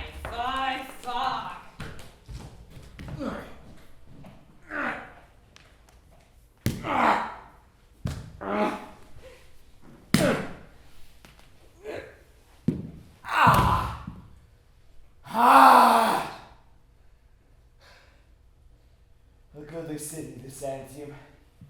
City, 'tis I that made thy widows. Many an error of thy edifices have I heard groan and drop. Then both know me not, lest thy sons or wives slay me in puny battle. Save me, sir! And you. Direct me, if it be your will, the house where the great Aufidius lives. Is he in Antium? He is, and he feasts the nobles of the state at his house this night. Beseech you, which is his house? This, here before you. Thank you, sir. Farewell. Oh, world that swiftly turns. Friends fast sworn, whose double bosoms seem to wear one heart, and are still together, whose house, whose bed, whose meals and exercise are still together, and twin as 'twere in love, inseparable, shall within this hour, on dissension of a joy, break out to bitterest enmity. So fell as foes, whose passions and whose plots for one to take the other hath broke the other's sleep by some chance on a trick not worth an egg, shall interjoin their issues and grow dear friends. As for me, my birthplace hate I. Must throw my love upon this enemy town. If he slay me, he does good justice. If he give me way, I'll go as issue service. One! What service is here? I think our fellows are asleep! Where's Cotus? My master calls for him. Cotus! Goodly house this is. He smells well. But I appear not like a guest. Oh, what would you have, friend? Whence are you? Here's no place for you. Pray, go from the door. deserved no better entertainment than being Coriolanus. Whence are you? Has the porter eyes in his head that he would let in such companions as you? Pray you get out. Wait, Away! Get you away! now thou art troublesome. Are you so brave? I'll have you talked with anon. What fellow's this? A strange one as ever I looked on. I cannot get him from the home. Prithee, call my master to him. What have you to do here, fellow? Pray you, avoid the house. Let me but stand. I'll not hurt your heart. What are you? A gentleman. A marvelous poor one. Aye, 'tis true. Pray you, poor gentleman, take up some other station. Here's no place for you. Pray you, avoid. Come. Follow your function. Go. Eat Payton on cold bits. What, you will not? Prithee, tell my master what a strange guest he has here. And there shall. Where swellest thou? Under the canopy. Under the canopy? Aye. Where's that? In the city of kites and crows. In the city of kites and crows. What an ass it is! Then thou dwellest with daws, too. No, I serve not thy master. How, sir? Do you meddle with my master? No, sir. 'Tis an honester service than to meddle with thy mistress. Thou practice and practice. Go with thy trencher, hence! Where is this fellow? Here, sir. I had beaten him like a dog, which for disturbing the lords within.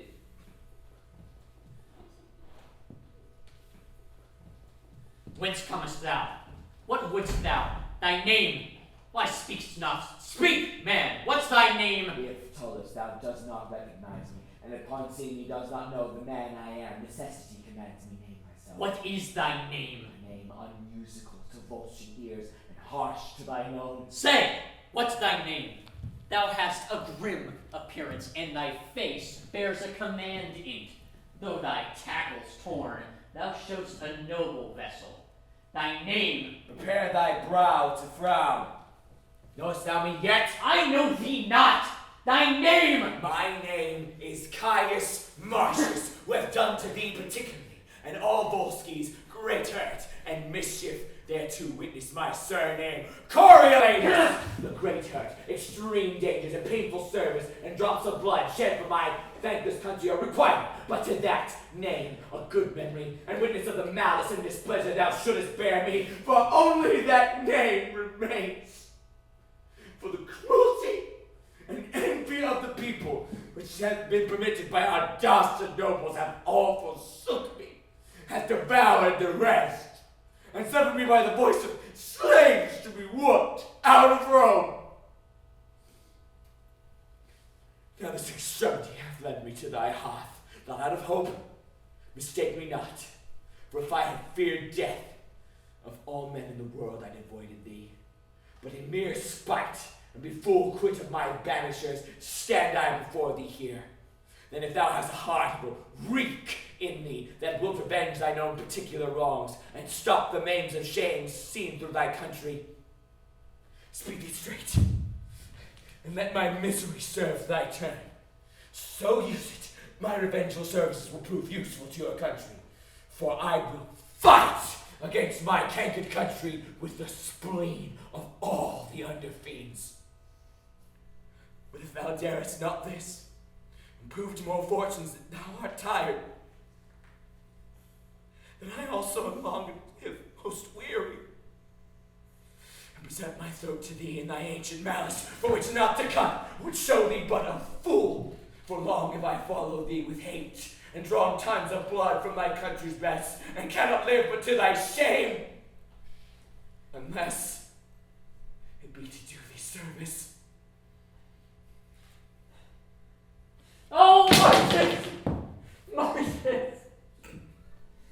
Each word thou hast spoke hath weeded from my heart a root of ancient envy. If Jupiter should from yon cloud speak divine things and say 'tis true, I'd not believe them more than thee, all noble Martius.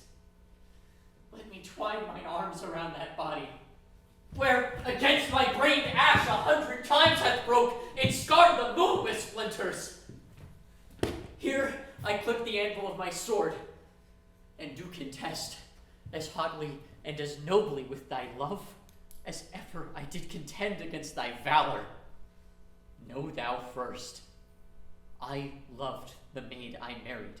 Never man sighed truer breath, but that I see thee here, thou noble thing. More dances my rapt heart than when I first my wedded mistress saw describe my threshold. Why, thou Mars? I tell thee, we have a power on foot, and I had purpose once more to hew thine target from thine brawn, or lose mine arm for it.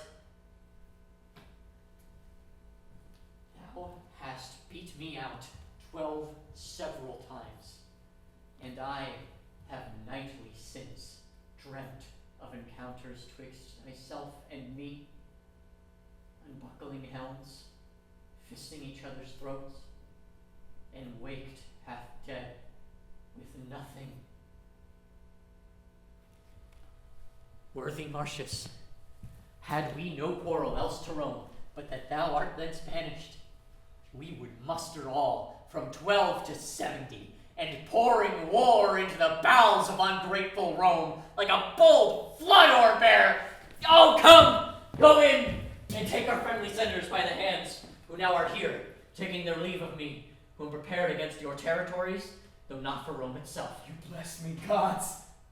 Therefore, most absolute sir, if thou wilt have the leading of my commission, and set down as thou art best experienced, since thou knowest thy country's strength and weakness, thine own ways, whether to knock against the gates of Rome, or visit them in parts remote, to fright them ere destroy. But come in, let me commend thee first to those that shall say yea to thy desires. 1,000 welcomes, and more a friend than e'er an enemy. Yet, Martius, that was much. Your hand. Most welcome!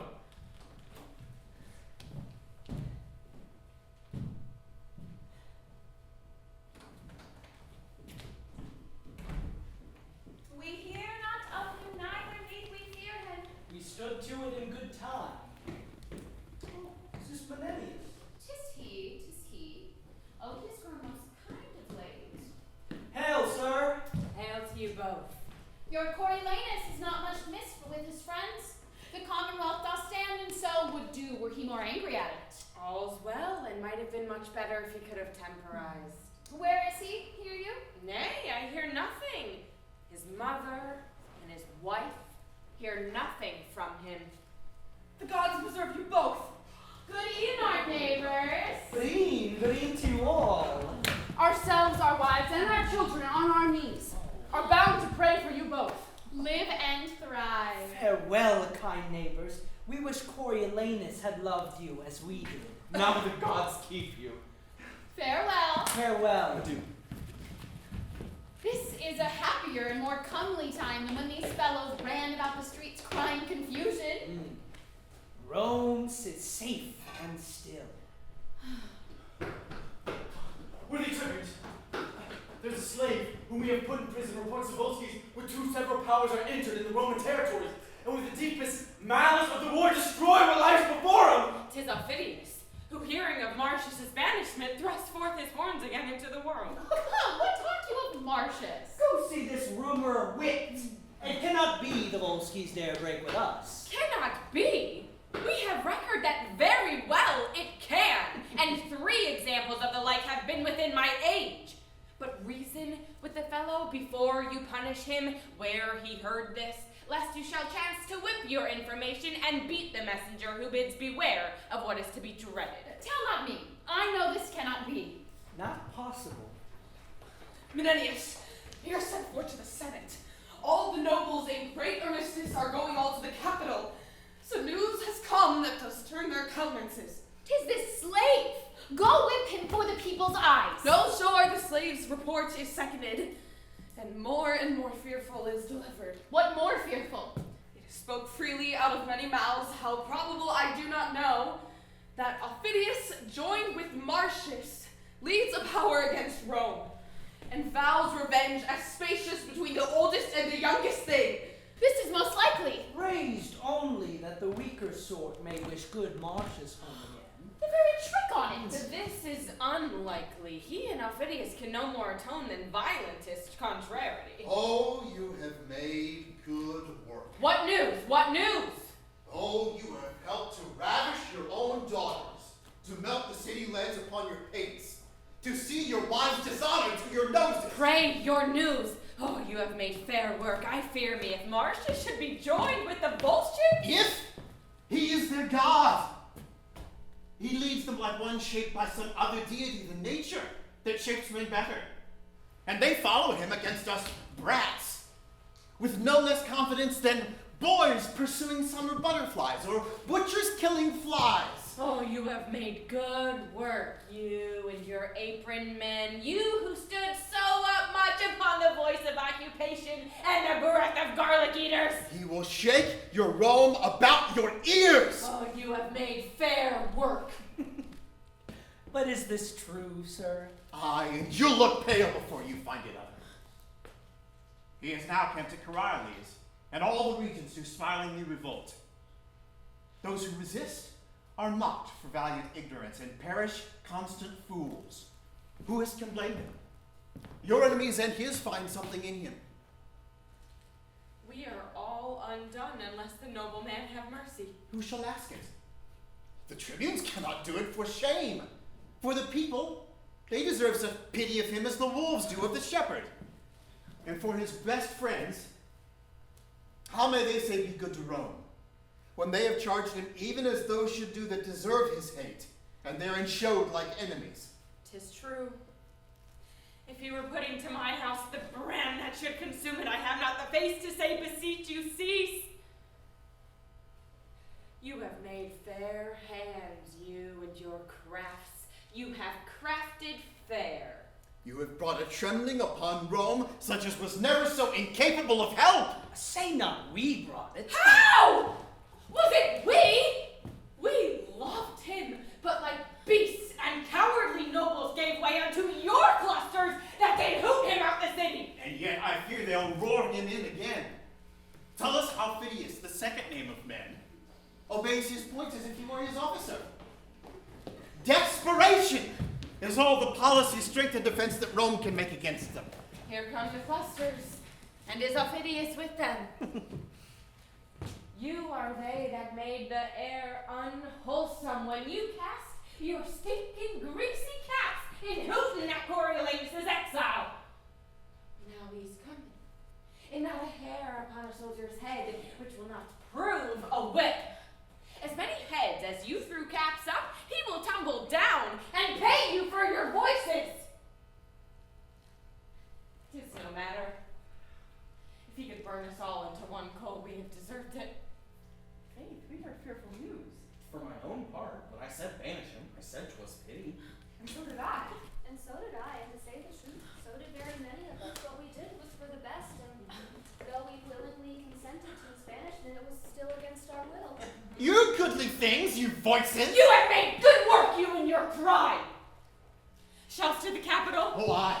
What else? Ugh! Ah! Go, masters, get you home. Be not dismayed. These are a side that would be glad to have true what they so seem to fear. Go home and show no sign of fear. The gods preserve you both. Come, let's home. I said we were in the wrong when we banished him. So did we all. But come, let's home. I do not like this news. Nor I. Let's to the capital. Would half my wealth would buy this for a lie. Pray let us go.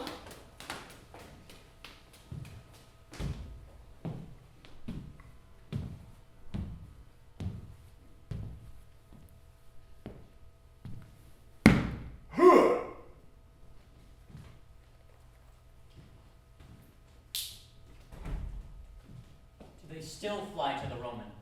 I do not know what witchcraft's in it, but your soldiers use him as the grace for me. Their talk at table and their thanks at end, and you are darkened in his actions, sir, even by your own. I cannot help it now, unless by trickery I lame the foot of our design. He bears himself more proudlier even to my person than he did when first I did him grace him. But his nature and that's no changeling, and I must excuse what cannot be amended. Yet I wish, sir, I mean for your particular, you had not joined in commission with him, but either had borne the action of it yourself, or else to him had left it solely. I understand thee well, and be thou sure, when he shall come to his account, he knows not what I can urge against him. Although it seems, and so he thinks, and is no less apparent to the vulgar eye, that he bears all things fairly, and shows good husbandry for the Volscian state, fights dragon-like, and does achieve as soon as draw his sword. Yet he hath left undone that which shall break his neck or hazard mine, whenever he come to our account. Sir, I beseech you, think you will carry Rome? All places yield to him ere he sits down. The senators and patricians love him. The tribunes are no soldiers. And the people will be as rash in the repeal, as hasty to expel him thence. I think he'll be to Rome, as is the osprey to the fish, who takes it by sovereignty of nature. First, he was a noble servant to them, but he could not carry his honors even, whether 'twas pride, whether defect of judgment, or whether nature, commanding peace as he controlled the war, or whether spices of them all have him feared, he's hated and is banished. But he has a merit to choke it in the utterance. One fire drives out one fire, one nail, one nail. Rights by rights falter, strengths by strengths do fade. Come, let's away.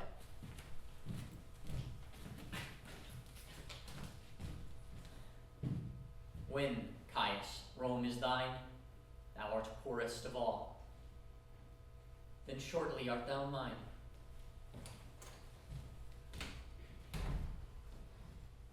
No, I'll not go. You heard what he had said to him, which was his general, who did love him in a most dear particular. Go you, that banished him a mile before his tent, fall down and knee your way to his mercy. Nay, if he going to hear Cominius speak, I'll keep at home. He would not seem to know me. Do you hear? Yet one time did he call me by name. I urged our old acquaintance, and the drops that we have shed together. Coriolanus, he would not answer to, forbade all names.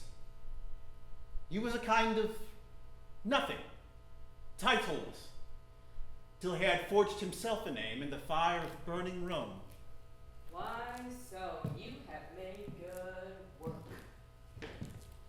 I minded him how royal 'twas to pardon when it was less expected. He replied, 'twas poor petition of estate to one whom they had punished. Very well, could he say less? I offered to awaken his regard for his private friends.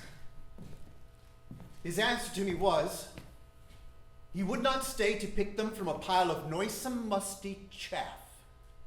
He said 'twas folly for one poor grain or two to stay unburnt, and still to nose the offense. For one poor grain or two? I am one of those, his mother, wife, his child, and this brave fellow too. We are the grain, you are the musty chaff, and you are the smelt above the moon. We must be burnt for you. Nay, pray be patient. If you refuse your aid in this so never needed help, yet do not upbraid with our distress. But if you would be your country's pleader, your good tongue, more than the instant army we can make, can stop our countryman. No, I'll not meddle. Pray you go to him. What should I do? Only make trial with what love you hold for Rome towards Martius. Well, then say that Martius returned me as Cominius is returned, unheard. What then? But as discontented friend, grief shot with his unkindness? Say it be so? Give him Rome's thanks as you so well intended. I'll undertake it. I think he'll hear me. Yet to bite his lip and hum at good Cominius much unhearts me. He was not taken well, he had not dined. Our veins unfilled, our blood is cold, and we pout upon the morning, are unapt to give or to forgive. But when we have stopped these and these conveyances of our blood with wine and feeding, we have suppler souls and in our priest-like fasts. Therefore, I'll watch him till he be dieted to my request, and then I'll set upon him. You know the very road into his kindness, and cannot lose your way. Good fate, I'll prove him. Speed how it will. We shall ere long have knowledge of my success. He'll never hear him. Not? I tell you, he sits in gold. His eye red as 'twould burn Rome. His injury the jailer to his pity. I kneeled before him. 'Twas very faintly he said, "Rise." Dismissed me thus, with a speechless hand. What he would do, Sent after me in writing. What he would not, bound with an oath to yield to his conditions, so that all hope is vain. Unless his noble mother and his wife, who, as I hear, mean to solicit him for mercy to his country. Therefore let's hence, and with our fair entreaties haste them on.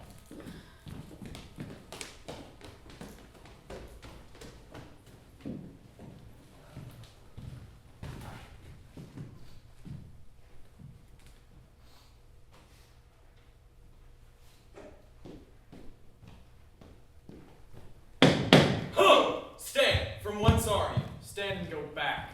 You guard like men, 'tis well. But by your leave, I am an officer of the state and come to speak with Coriolanus. From whence? From Rome. You must go back. You cannot pass. Our general will no more hear from thence. You'll see a Roman brisk with fire before you'll speak with Coriolanus. Good, my friends. If you have heard your general talk of Rome and of his friends there, it is lots to blanks my name hath touched your ears. It is Menenius. Be it so. Go back. The virtue of your name here is not passable. Prithee, friend, the general is my lover. I have been the book of his good acts, whence men have read his name unparalleled, happily amplified. For I have ever verified my friends, of whom he's chief, with all the sighs that verity would without lapsing suffer. Nay, sometimes, like to a bull upon a settled ground, I have tumbled past the throw, and in his praise have almost stamped the leasing. Therefore, fellow, I must have leave to pass. Faith, sir, if you had told as many lies in his behalf as you have uttered words in your own, you should not pass here. No, though it were as virtuous to lie as to live chastely. Therefore, go back. Prithee, fellow, remember my name is Menenius, always factionary on the party of your general. Howsoever you have been his liar, as you say you have, I am one that, telling true under him, must say you cannot pass. Therefore, go back. Has he dined? Canst thou tell? For I would not speak with him until after dinner. You are a Roman, are you? I am, as thy general is. Then you should hate Rome as he does. Can you, when you have pushed out your gates the very defender of them, and then a violent, popular ignorance given your enemy your shield, think to front his revenges with the easy groans of old women or the palsied intercession of such a decayed dotant as you seem to be? Can you think to blow out the intended fire your city's ready to flame in with such weak breath as this? No! You are deceived. Therefore, back to Rome and prepare for your execution. You are condemned. Our general has sworn you out of reprieve and pardon.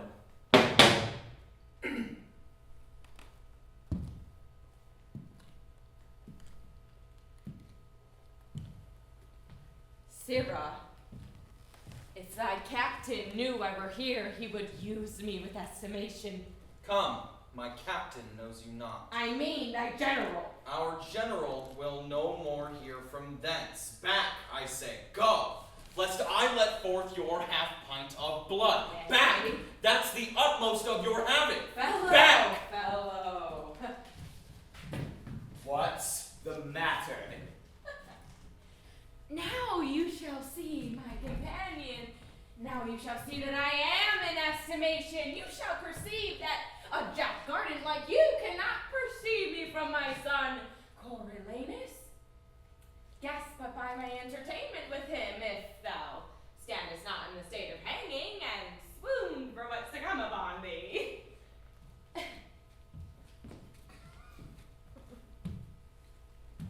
glorious gods sit in hourly synod about thy particular prosperity, and love thee no worse than thine own friend Menenius does? Oh, Martius, Martius, thou art preparing fire for us. Look thee, here's water to quench it. I was hardly moved to come to thee, but being assured that none but myself could move thee, I was blown out of your gates with sighs to conjure thee to pardon Rome and thy petitionary countrymen. The gods assuage thy wrath and turn the dregs of it upon this varlet here, who like a block hath denied my access to thee. Away. How? Away. Wife, mother, child, I know you not.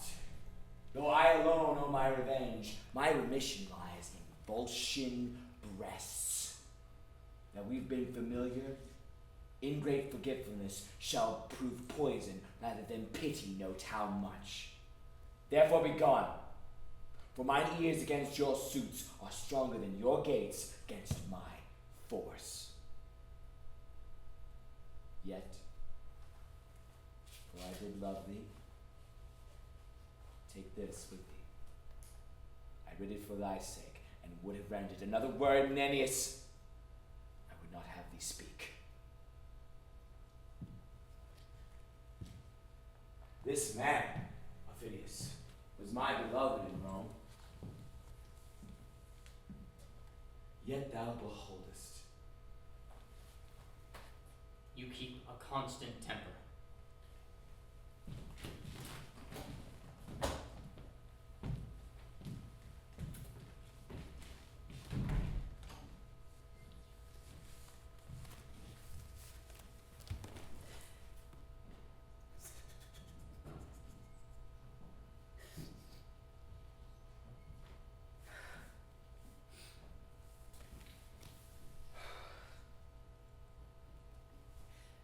He is grown from man to dragon. This Martius has wings. He's more than a creeping thing. When he walks, he moves like an engine, and the ground shrinks before his treading. There is no more mercy in him than there is milk in a male tiger. What he bids be done is finished with his bidding. He wants nothing of a god, but eternity and a heaven to throne in. Now, sir, is your name Menenius? 'Tis a spell, you see, of much power. You know the way home again. Do you see how we are shent for keeping your greatness back? What cause do you think I have to swoon? I neither care for the world nor your general. For such things as you, I can scarce think there's any you're so slight. He that hath a will to die by himself fears it not from another. Let your general do his worst. For you, be that you are long, and your misery increase with your age. I say to you as I was said to, away! A noble fellow, I warrant him. The noble fellows are general. He is the rock, the oak, not to be when shaken.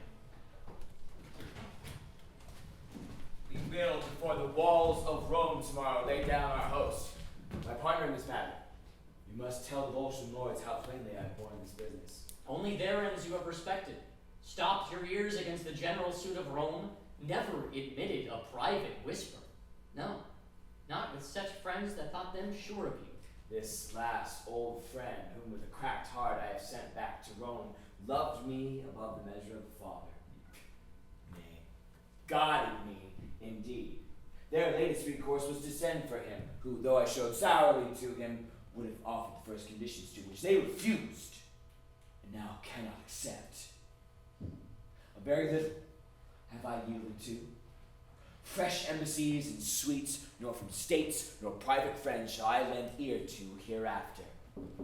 How what is this? Shall be tempted to fringe my vow in the same hour 'tis made, or will not?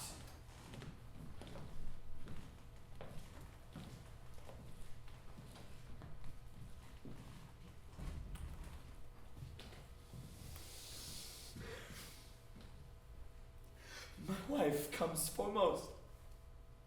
The honored mold wherein this trunk was framed. But our affection, all bond and privilege break.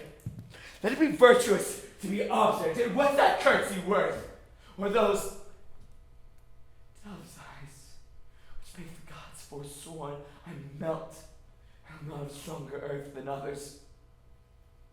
Yet my mother bows as if Olympus to a molehill should in supplication not. Let the Volscians plow Rome and harrow Italy. I won't be such a gosling as to obey instinct, but stand, rather as if a man were author of himself and knew no other king. My lord and husband. These eyes are not the same I wore in Rome. The sorrow that delivers us thus changed makes you think so.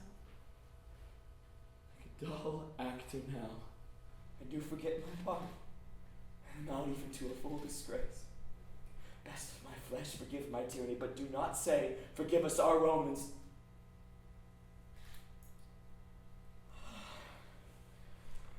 Kiss. Home is my exile, sweet is my revenge. By the jealous queen of heaven, that kiss I carried from thee, my dear, and my true lip have virgined it ever since. You gods, I pray to leave the most noble mother in the world unsaluted, sink my knee in the earth, that thy impression show more duty than that of common sons. Oh, stand up, blessed. Whilst with no softer cushion than the flint, I kneel before thee, and unproperly show duty, as mistaken all this while between the child and parent. What's this? Your knees to me, to your corrected son. Then let the pebbles on the hungry beach strike at the stars, or the mutinous winds fling the proud cedars against the sun, murdering impossibility and making what cannot be slight work. Thou art my warrior. I helped to frame thee. Do you know this lady? The noble sister of Publicola, the moon of Rome, chaste as the icicle that hangs on dear Dian's temple, dear Valeria. This is a poor epitome of yours, which by the interpretation of full time may show like all yourself. God of soldiers, with the consent of the supreme Jove, give thee wisdom. Saving every flaw and standing in the wars like a sea margin. Saving those that I thee. Even he, your wife, this lady, and myself are suitors to you. I beseech you, peace! Or if thou ask, remember this. The thing I have forsworn to do cannot be held by you denials. Do not bid me dismiss my soldiers, or ask me to capitulate again with Rome's mechanics. Ask me not when I seem unnatural, or seek to ally my rages and revenge with your colder reasons. Oh, no more, no more! You have said you will not grant us anything, for we have nothing left to ask but that which you deny already. Yet we will ask, that if you fail in our requests, the blame may hang upon your hardness. Therefore, hear us. Aufidius, you and your Volscians mark. We will not hear from Rome in private. Your request. Should we be silent and not speak, our raiment and state of bodies would betray what life we have led since thy exile. Think with thyself, how more unfortunate than all living women are we come hither, since that thy sight, which should make our eyes flow with joy, our hearts dance with comfort, constrains them weep and shake with fear and sorrow, making the mother, wife, and family to see the son, the husband, and the father tearing his country's bowels out, and to pour we thine enmity's most capital. Thou barst us our prayers to the gods, which is a comfort that all but we enjoy, for how can we, alas, how can we for our country pray? Whereto are we bound? Together with thy victory, whereto are we bound? Alack, or we must lose the country, our dear nurse, or else thy person, our comfort in the country. We must find an evident calamity, though we had our wish which side should win, for either thou must, as a foreign recreant, be led with manacles through our streets, or else triumphantly tread on thy country's ruin, and bear the palm for having bravely shed thy wife and children's blood. For myself, son, I purpose not to wait on wars, on fortune till these wars determine.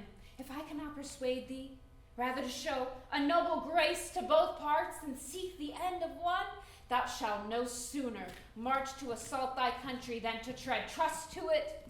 Thou shalt not on thy mother's womb which brought thee to this world. I and mine brought you forth your son to keep your name living to time. Not a woman's face to have requires not a woman's face a child to see. I sat too long. Nay, go not from us thus. If it were so that our request did tend to save the Romans, thereby to destroy the Volscians, whom you serve, you might condemn us as poisonous of your honor. No, our suit is that you reconcile them. So the Volscians may say, this mercy we have showed. The Romans, this we received, and each and either side may give thee all hail to thee and cry, be blessed for making up this peace. For thou knowest, great son, the end of war's uncertain, but this certain, that if thou conquer Rome, the benefit which thou shalt thereby reap is such a name whose repetition will be dogged with curses, whose chronicle thus writ, the man was noble, but with his last attempt he wiped it out, destroyed his country, and his name remains to the ensuing age abhorred. Speak to me, son. Thinkest thou it honorable for a noble man still to remember wrongs? Daughter, speak you. He cares not for your weeping. There's no man in the world more bound to his mother, and yet here he lets me prate like one in the stocks. Thou hast never in thy life shown thy dear mother any courtesy when she, poor head, fond of no second brood, clucked thee to the wars and safely home loaden with honor. Say my requests unjust, and spurn me back. But if it be not so, thou art not honest, and the gods will plague thee that thou restrainest from me the duty which to a mother's part belongs. He turns away. Down, ladies, let us shame him with our knees. To his surname, Coriolanus longs more pride than pity to our prayers. Down, and end. This is the last. So we will home to Rome and die among our neighbors. Come, let us go. This fellow had a Volscian to a mother. His wife is in Coriolanus, and his child like him by chance. Yet give us our dispatch. I am hushed until our city be afire, and then I'll speak a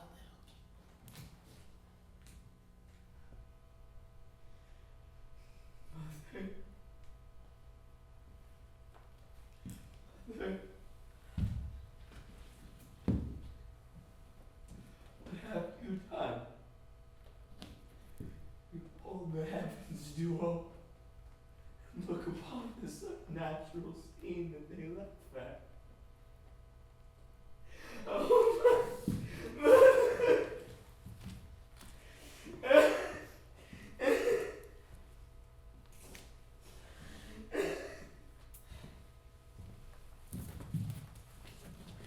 You have won a great victory to Rome.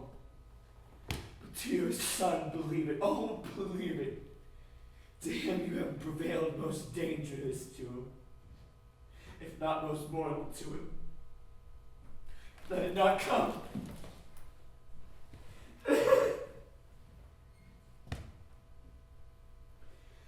Aufidius,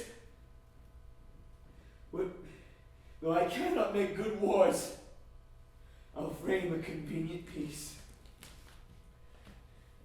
What say you, Aufidius? Would you have heard him other less, or granted less? I was moved withal. I dare be sworn you were. And sir, it is no easy feat to make mine eyes sweat to compassion. But what peace you'll make, advise me. My mother, my wife. I'll not to Rome by and by, but we will drink together. You deserve to have a temple built you. For not all the swords in Italy nor any of her Confederate arms could frame this convenient peace. Farewell. Farewell.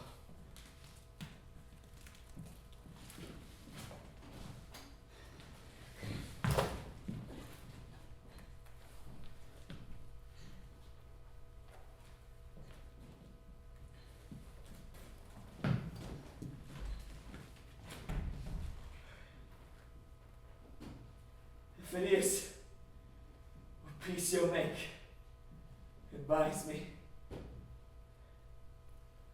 We must proceed as we do find the people. Go, tell the lords of the city what is done. Even in theirs and the commons' ears I will avouch the truth of it. This traitor. I, traitor Martius. Martius. I, Martius. Caius Martius. Dost thou think I'll grace thee with that robbery, thy stolen name, Coriolanus Incoriolis? Being banished, you did come unto my hearth, presented to my knife your throat. I took you, made you joint servant with me, gave you way in all your own desires. Nay, let you choose out of my files your projects to accomplish. My best and freshest men, till, at the last, I seemed your follower, not partner. Yet, what faults you made before the last, I think might have found easy finds. But here, to end where we were to begin, and give away the benefits of our levies, answering us with our own charge, admitting a treaty where there is the yielding. This admits no excuse. Volscians! He has betrayed your business and given up for certain drops of salt your city Rome. I send your city to his wife and mother, and tempt their tears, which are as cheap as lies. He whined and roared away your victory. Then pages blushed at him, and men of heart looked wondering at each other. Hearest thou, Mars? Name not the god, thou boy of tears. Ha! No more. Measureless liar! Thou hast made my heart too great for what contains it. Boy. Oh, slave. Volscians! Lay all your edges on me. Men and lads, cut me to ribbons. Boy, false hound. If you have writ your annals true, 'tis there that like an eagle in a dovecote I fluttered your Volscians at Coriolanus. Alone I did it. Boy. Liar! No!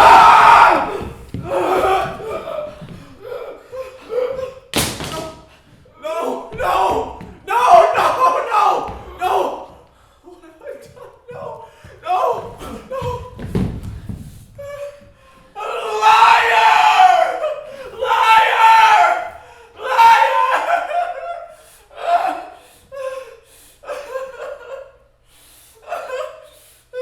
My rage is gone, and I am struck with sorrow. Let him die for it. The fault is mine. I raised him, and I pawned my honor for his truth. We patient fools, whose children he hath slain, our base throats tore within him of glory. Take him up.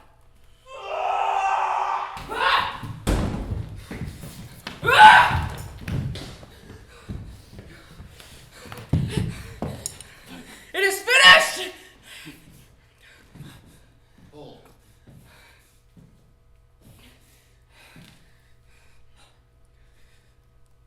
Grief fills the room up with my absent love, lies in his bed, walks up and down with me, puts on his pretty looks, repeats his words, remembers me of all his gracious parts, stuffs out his vacant garments with his form.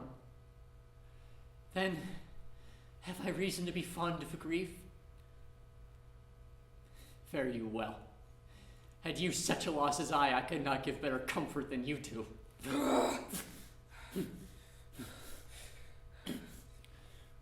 I will not wear this form upon my head when there is such disorder in my wit.